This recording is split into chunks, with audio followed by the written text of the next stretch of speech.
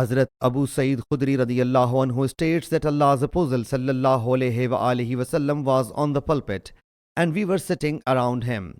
He sallallahu alayhi wasallam said, I am most fearful for you of the fascination and bounties of the world, which Allah Jalla Jalaluhu will disclose to you after me. A man submitted, O Allah's Apostle sallallahu alayhi wasallam, can good bring forth evil? Allah's Apostle sallallahu alayhi wasallam remained silent. The people said to him, what is the reason that you are posing a question whereas Allah's Apostle sallallahu alayhi wasallam is not giving an answer?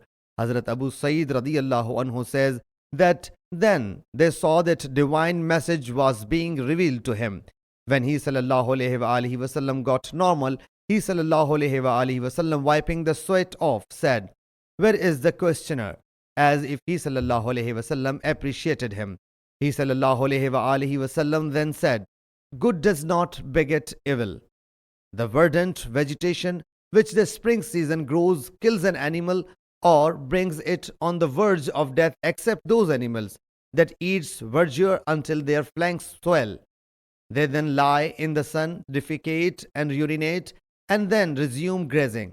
This worldly wealth is verdant and sweet and a good companion of a Muslim who dispenses from it to a destitute person, an orphan, and a traveler. But whosoever appropriates it is like the animal which eats to never get satiated, and this property will bear witness against him on the resurrection day.